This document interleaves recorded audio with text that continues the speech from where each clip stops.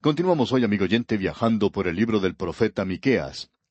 Estamos todavía en el capítulo 1 y si usted tiene su Biblia a mano, estamos seguros que ya ha buscado este pasaje y le indicamos que vamos a continuar nuestra lectura con el versículo 13, aunque ya hemos hablado de esto anteriormente.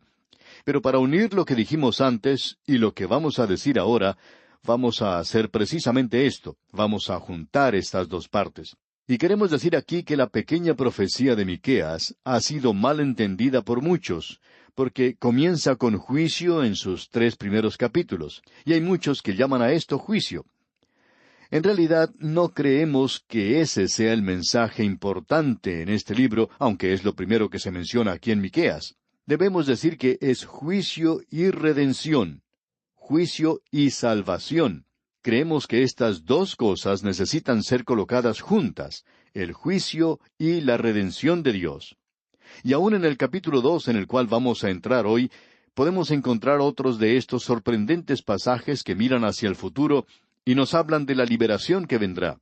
Pero este hombre es como Jeremías, como indicamos en el programa anterior. El mensaje que él presentó quebrantó su propio corazón, el mensaje que él mismo dio. Y esto nos revela que él sencillamente no era un predicador pagado, sino que él había sido llamado por Dios como profeta de Dios, y que está revelando el corazón de Dios, así como también la mente de Dios, cuando este hombre se lamenta y llora debido al mensaje que tiene que presentar. En este primer capítulo, el mensaje es en su gran mayoría dirigido como juicio a las áreas urbanas. Y existían en ese entonces 10 centros urbanos diferentes que son mencionados aquí, comenzando con Samaria, la capital del Reino del Norte, y Jerusalén, la capital del Reino del Sur. Estas dos ciudades, estos dos grandes centros de población, fueron los que en realidad llevaron a las dos naciones a la idolatría. Y junto con la idolatría se presenta aquí la peor clase de abominación, no sólo de sacrificios humanos, sino en realidad los pecados de inmoralidad grasa que se asociaban con estos lugares altos y la idolatría. En nuestro programa anterior dijimos que se mencionaban varios lugares, varias ciudades, y cada una de ellas tenía un significado en particular. Y uno comienza con Samaria y luego sigue al sur y pasa a Jerusalén. Y en el versículo 13 llegamos a Laquis. Ahora el versículo 13 vamos a leerlo otra vez, y dice, «Uncid al carro bestias veloces, oh moradores de Laquis, que fuisteis principio de pecado a la hija de Sión, porque en vosotros se hallaron las rebeliones de Israel». La acusación que él hace aquí es que Laquis se encontraba situada al suroeste de Jerusalén y cerca de Gat, y era un lugar donde la idolatría del norte había sido llevada especialmente por Acab y Jezabel. Esto comenzó, por supuesto, con Jeroboam, quien levantó 2 becerros de oro. Uno de ellos se encontraba en Samaria. Todo eso se fue a Laquis, pero relacionado con la adoración de esto, existía también la adoración del sol.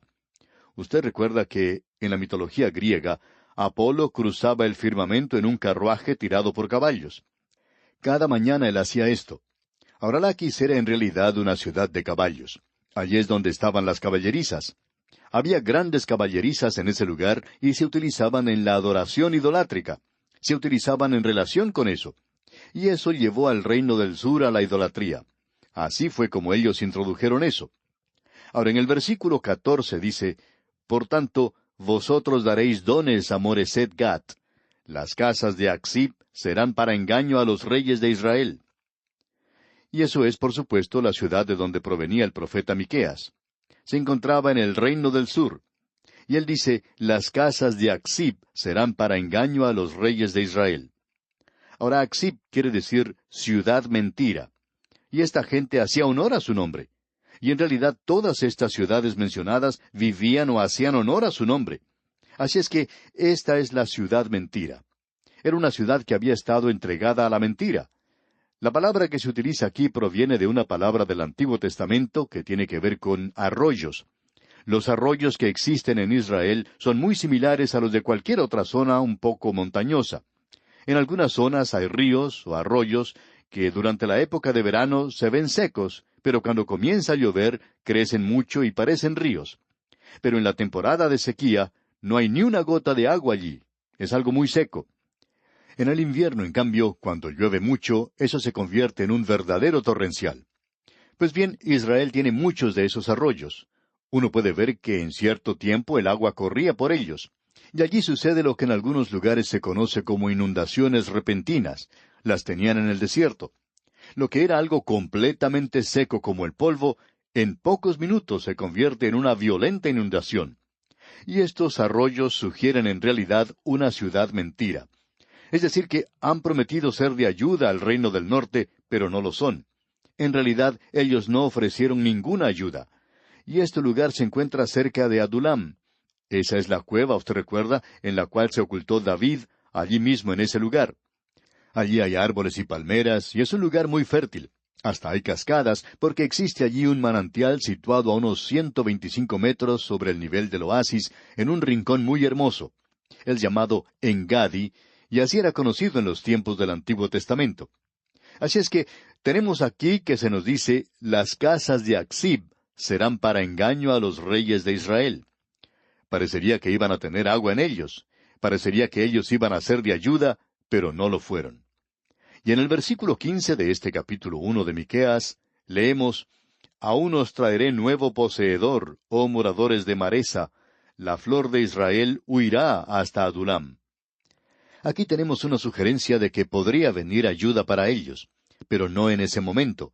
Pero es una sugerencia, y debemos confesar que es una sugerencia muy débil, de que habría un heredero del linaje de David que vendría y les libraría. Y uno de sus nombres era Fiel y verdadero, y éste viene a librarles. Él no vendrá de la ciudad mentira de ninguna manera, pero en esa ocasión ellos son engañados grandemente. Y no vino a ellos ninguna ayuda cuando los asirios bajaron desde el norte y arrasaron con la tierra. Ahora Él los llama para que se lamenten como nación.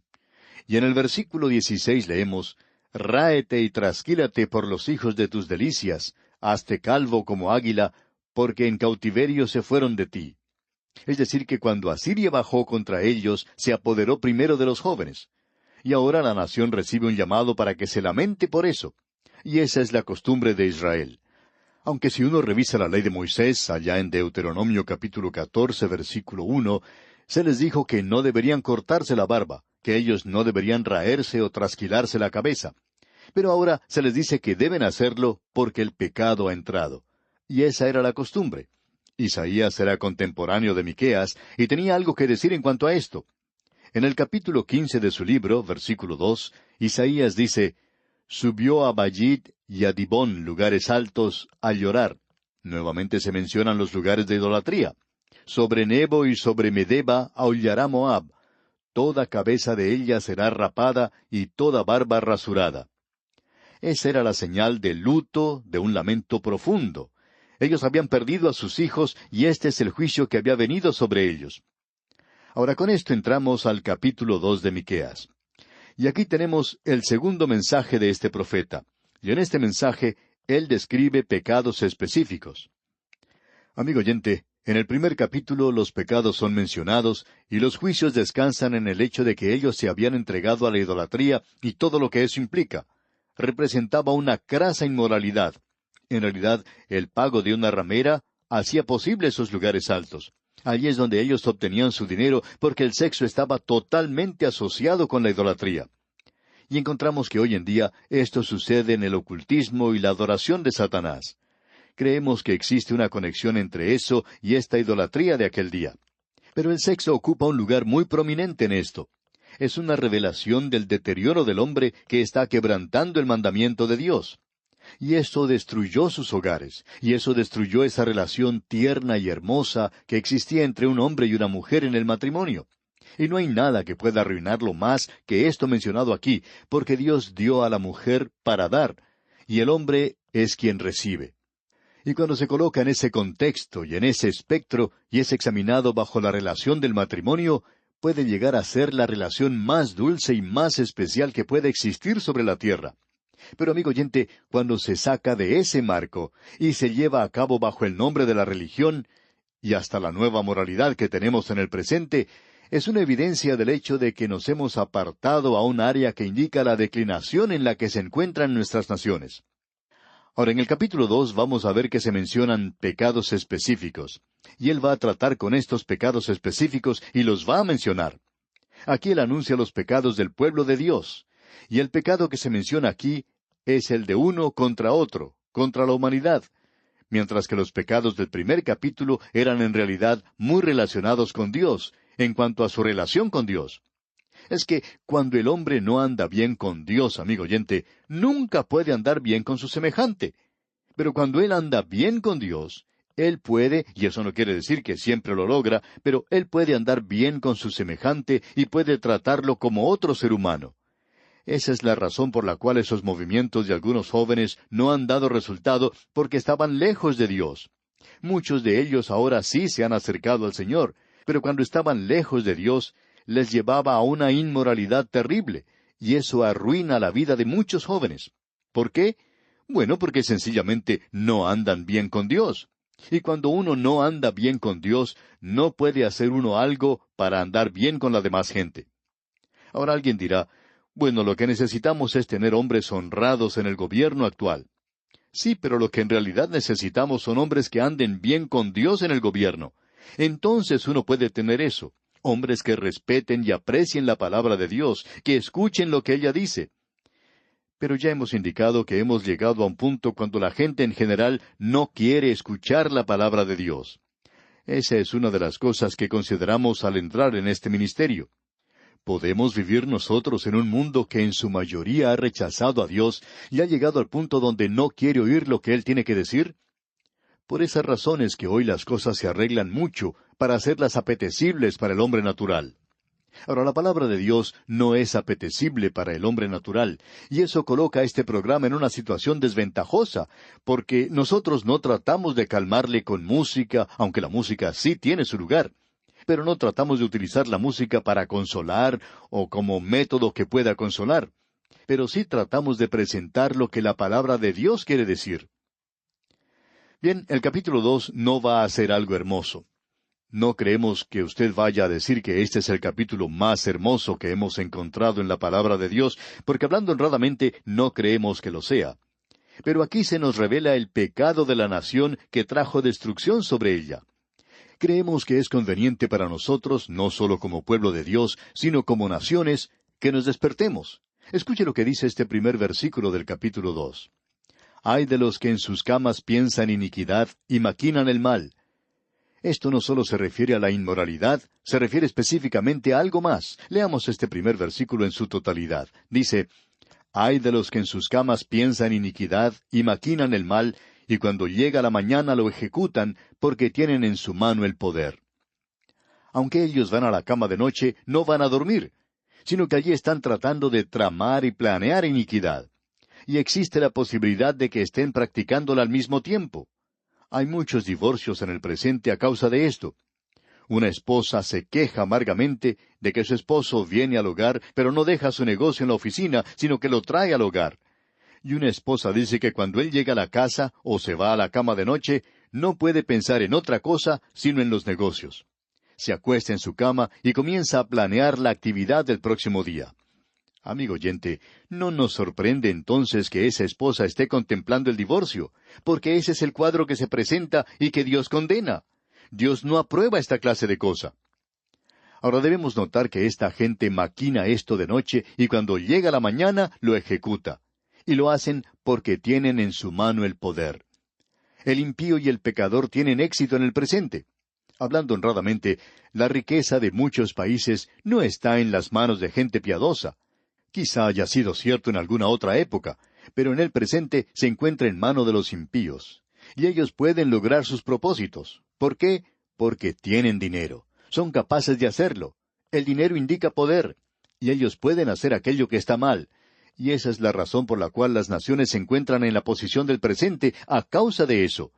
No es sencillamente una escasez de energía. No es esta clase de cosa o aquella. O si este plan da resultado, o si habrá que utilizar otro. O si este partido tiene razón o está equivocado. El poder, amigo oyente, está en manos de los impíos. Es por eso que en muchos lugares no se permite programas religiosos para ser transmitidos por estaciones radiales. Esta gente nunca ha escuchado la libertad de prensa o de expresión. Eso en realidad no existe allí. Sabemos que estamos hablando de una manera muy franca. Amigo oyente, estamos diciendo las cosas tal cual son, de la misma manera que ocurrió cuando cayó Israel. Y el profeta Miqueas, como ya hemos notado, presenta una filosofía de un gobierno humano, y Dios la sigue. Y si usted no lo cree, pues puede ver lo que dice la historia. Esta es la manera en que han caído muchas grandes naciones. Cuando la riqueza y el poder caen en las manos de unos pocos impíos, Dios actúa, porque Dios siempre ha estado del lado del pobre. Alguien decía que debe ser que a Dios le gustan los pobres porque ha hecho tantos de ellos. Él sabía lo que era ser pobre, y muchos de nosotros sabemos lo que es eso también. Ahora esta gente maquina esto. El escritor del libro de Proverbios tiene algo que decir en su 3 capítulo, versículos 27 y 28. Dice, «No te niegues a hacer el bien a quien es debido, cuando tuvieres poder para hacerlo. No digas a tu prójimo, anda y vuelve y mañana te daré, cuando tienes contigo qué darle». Hay personas que tienen dinero y que lo utilizan mal, por lo menos lo utilizan en una manera que no es necesaria, y luego dicen, si esto hubiera dado para tal y cual obra, ¿cómo hubiera yo dado para la obra del Señor? Bueno, tal gente no tenía ninguna intención de darlo para la obra del Señor. Eso estaba utilizado en algo diferente que no podía ser llamado un asunto bueno o de Dios. Amigo oyente, el escritor del libro de Proverbios dice, «No te niegues a hacer el bien a quien es debido cuando tuvieres poder para hacerlo». Así es que podemos hacerlo si queremos, porque es así cuando podemos. Porque el poder para hacer el mal está en las manos de los impíos y ellos no están tratando de hacer el bien.